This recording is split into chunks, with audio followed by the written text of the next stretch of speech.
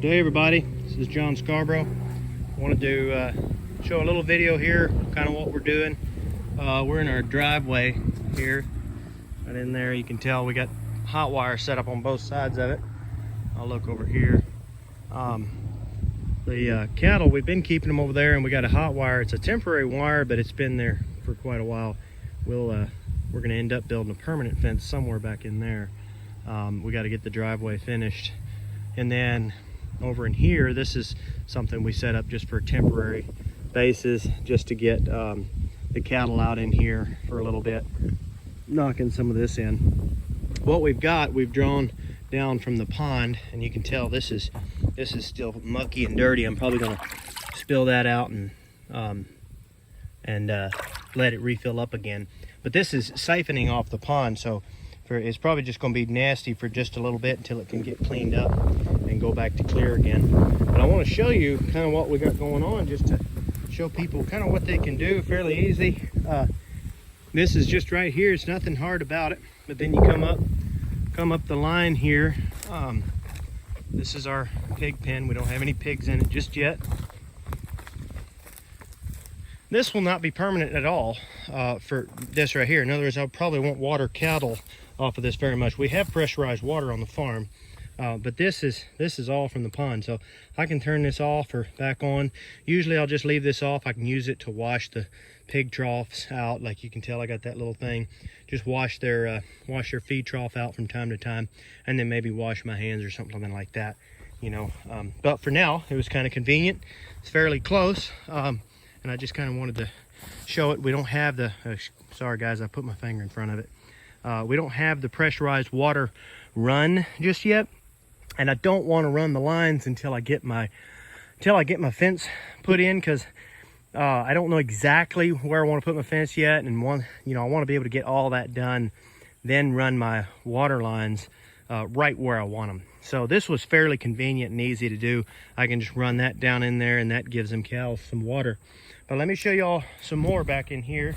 So this is kind of cool. So that right there is the water line coming back into there. And then here we've got our inlet coming from the pond right now. We'll end up tying all this up to where it's easier to get to. But then right there you can tell, you know, that's pressurized water. Not pressurized water, but pond water.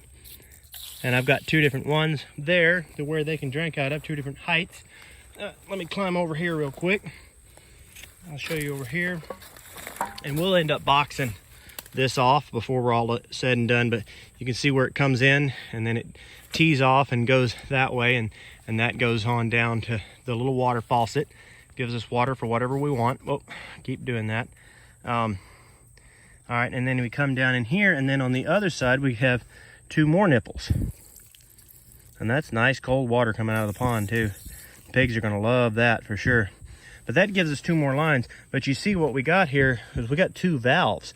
And that way I can find out which height is better for the pigs. And they can come in here and choose, you know, I can kind of see which one's better, which one they're leaking less water out of. And say that they don't use this one without spilling water, and this one seems to be at a better height.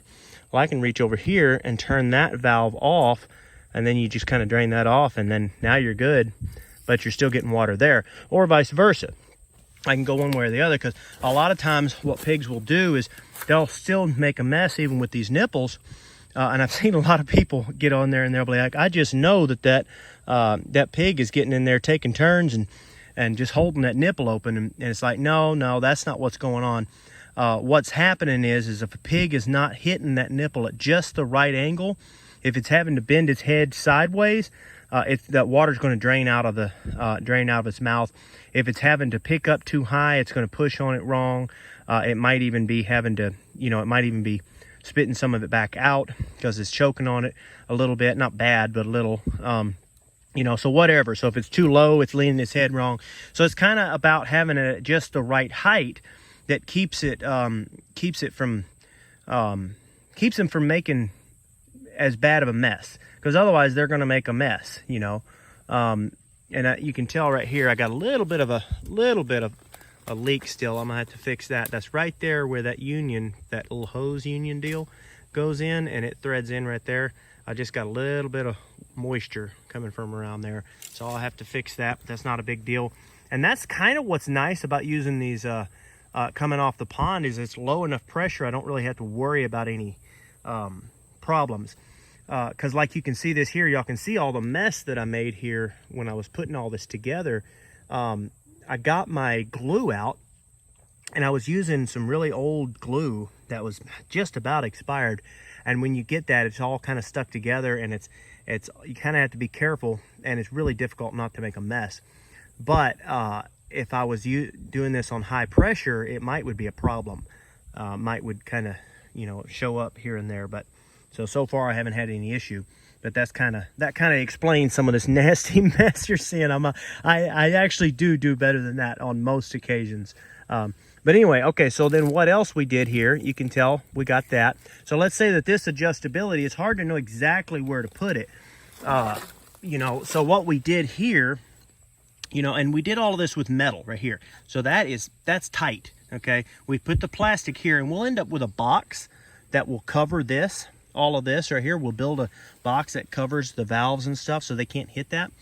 But notice that I'm put it to where the pigs can get water from the outside or the inside, okay? And we'll talk about that in just a minute. But right here, you want to use metal right there. Well, you don't always have to. There's different ways you can do it, but I like metal. Now, it cost about $40 for this and this right here. Just those two, not the PVC. The PVC is fairly cheap, but fairly cheap, you know, considering. But you know, for just those two little makeups, it cost about 40 bucks. So it's not cheap if you really want to do it right, but pigs really like to rub and hit and bump on stuff. So you want it solid. You want to know for a fact that you don't have any problems there, because pigs and water, it creates a mess, a big mess. So you want their watering system to be good. You want to make sure they can get to water, but you also want it to be stout, really stout. Okay, but what we did here is we just used a 2x4, and instead of going through the post, I notched my 2x4. I don't know if you can see that real well. I notched the 2x4, and the pipe is going to be about a 3/8 of an inch diameter, and then I notched it 5/8 of an inch. That way the pipe stuck out just a little bit, and then I can cinch this down and tighten it up. So what I can actually do is I can pull all those screws out, and this whole thing, valves and all, can all slide up and down the post. And that way I can get a little bit of adjustment. If I need to fine tune it a little bit, then I'll have a little bit of adjustment. But then these two right here will be my main adjustment. You know, I'll have my lower one and my higher one.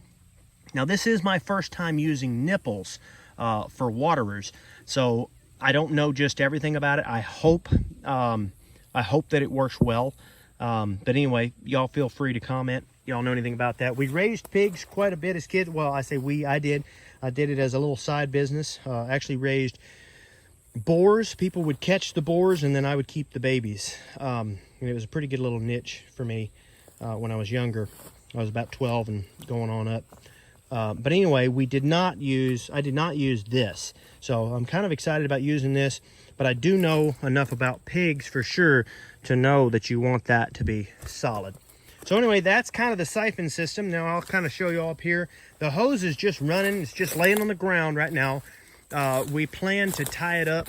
What we're going to do is take it up and tie it up on the trees for now.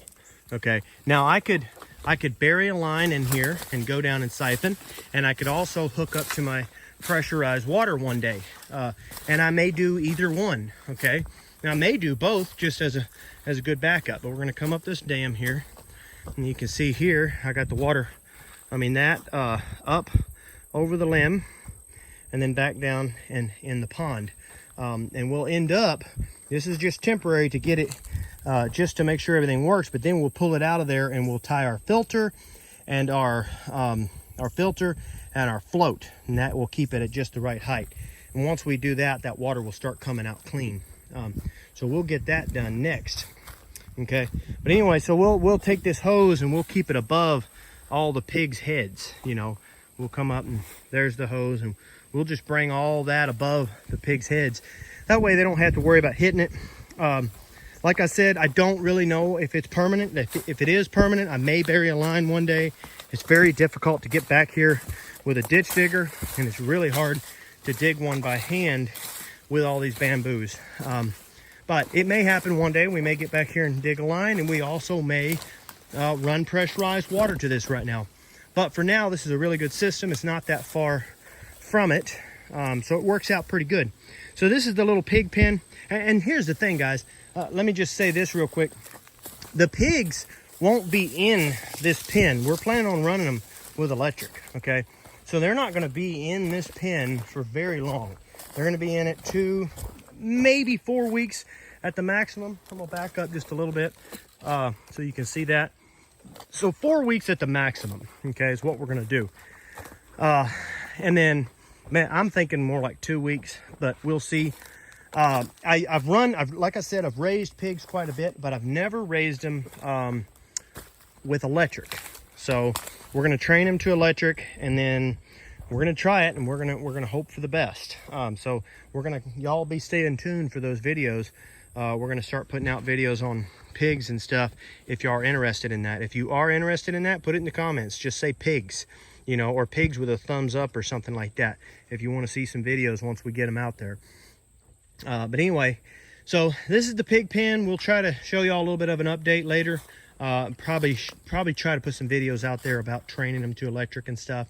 The plan is this whole area, and you can tell it's wet and mucky and stuff all out in there. That's seepage coming from that old pond. But anyway, so that will be something the pigs will love. They'll play out all in that. And then there's water. There's other access water points all up from the pond and everything. So there's no reason. This will just be a couple week scenario for them. This will not be something they'll be relying on all the time. Now, I may leave it hooked up and may just leave it to where they can always get to water. We'll see. If it gets to where they make a big mess there and I can't quite get it worked out, then I probably will disconnect it as soon as they get to the pond. But if they're still doing, you know, if they're doing well and they're not having any problems with it and it works well, then I may end up hooking it up hard and leaving it there just like that. But basically, this is just a 16 by 16 square pen, and we use the panels with the really tight things there, you know, the tight bottoms there. You want to use those for sure. And they're a shorter panel. They're not nearly as tall. And one reason I like those is because I can actually climb right over top of them without any problem. But I really like this. This turned out good. We'll have the pigs here this coming up Monday. What we did was we did a trade for 4 pigs for a couple of our cull calves. They were calves. One of them was actually not a cull. It just didn't fit our group. And then the other one was a cull that the mama just didn't take it. So the mama was the actual cull. The baby was just the happenstance. It kind of the product of the cull, more or less. But anyway, glad to see that calf getting to go to a good home. Be able to take care of that one. And then the other one, like I said, the other one was actually good. It was just born quite a bit later from the rest of the group. So we just went ahead and made the trade for both of those. We got 2 goats, 1 lamb, and 4 pigs out of that. And then we'll trade them. And that way they can get some beef without having to raise mama cows or bulls. And then we can get some pork without having to raise the boars or the sows. And we are raising 4 of them, so we may end up raising some of them for some other people. We'll see how it does. And what I'm going to do is I'm going to play with it and see how it works out with electric fence. If I like it with electric fence and it works good and I seem to be able to get the clientele and the customers and people start acting like they want it, then I'll get in there and I'll probably will start raising more of them. But we'll just see how it's going to work, if it will work out with our system. If it won't, we won't worry about it. It'll just be a one-time thing. I feel like we'll always raise some for ourselves. Like I said, we raised pigs when we were kids. But I really don't want to just raise pigs in there. I want them to be in there for a couple weeks as they're young and then get them out get them out. You know, they won't be pastured pork. I'm not a big fan of just plain pasture pork. Pigs do not sweat very well. Pigs need a lot of shade, and they also tear up your pastures. So I'm not a big fan of what you call just plain old pastured pork. But I am a big fan of foraged pork. So pork out where they're meant to be. This is where pigs are meant to be raised. And they'll eat all the bamboo shoots. They'll eat they'll eat bamboo leaves and all of that kind of stuff, you know, and they'll get a lot from it. So I'm excited to see what they'll do here. I don't know that they'll completely wipe the bamboo out. I don't really, you know, I don't like the bamboo on the pond dam. I know that's not good for that pond dam at all, but I also know that you can't just get rid of it overnight either. Even if you could, you know, bamboo is very difficult to get rid of. But anyway, I am excited to see that. If y'all are excited to see some more videos about the pigs and some updates and stuff on how we did it, then just let me know and I'll show y'all more. I can also go into a little bit more depth about what we did for building the pen. I'll probably put another video out there. Some of the details and stuff. Some of the stuff you see there is not necessary. Some of it is necessary. But anyway, we'll throw some of that out there. If you are interested and you want to see more videos like that, make sure you just leave pig and then a thumbs up in the videos. So anyway, guys, thanks so much for watching. Don't forget to like and subscribe.